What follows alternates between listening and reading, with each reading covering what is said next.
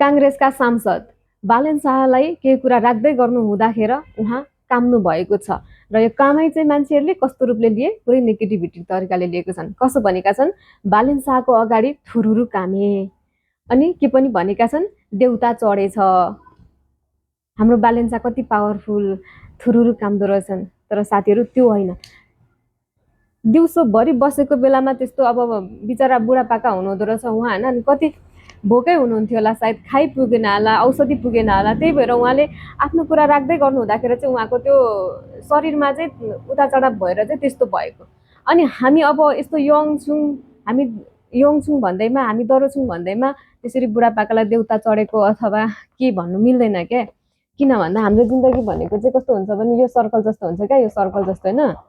अब अहिले अहिले भनेको हामी कस्तो भने यहाँदेखि तल झर्दै गर्दाखेरि चाहिँ रमाइलो हुन्छ हामीलाई, तर यो उकालो चढ्दाखेरि चाहिँ कस्तो हुन्छ नि, यो बाजेको जस्तो हुन्छ क्या। स्वास्थ्यको कमजोरी हुन्छ, खानपिन जे पाए त्यही खानु पाइँदैन, निरोगी हुँदैन, रोगी हुइछ होइन, त्यस्तै तरिकाले अलिक कामिन्छ होइन। अनि कतिपयको चाहिँ के पनि हुन्छ भने त्यो वंशाणुगुण पनि हुन्छ होइन, काम्ने, जस्तै हात काम्ने, जिउ काम्ने हो, त्यस्तो काममा व्यथा पनि हुन्छ कसै कसैको। त्यो वंशाणुगुण बाउबाजे काम्यो भने हामी नाता नातिनी पनि अभियसली कामिन्छ हो, त्यस्तो पनि हुनसक्छ होइन। तर कतिले चाहिँ अब खाइ नमिलेर पनि अब बुढापाका भयो, जे पाए त्यही खानु नमिल्ने, अब ठिक्क कन्ट्रोलले खाँदाखेरि कमजोरी भएको कारणले पनि, स्वास्थ्यको कमजोरीका कारणले पनि काम्न सकिन्छ। तर त्यसो भन्दैमा हामीले त्यस्तो तरिकाले बाउलेनको पावरले कामेको भनेर चाहिँ भन्नु चाहिँ यो चाहिँ सरासर गलत हो ल भन्न चाहे मैले होइन।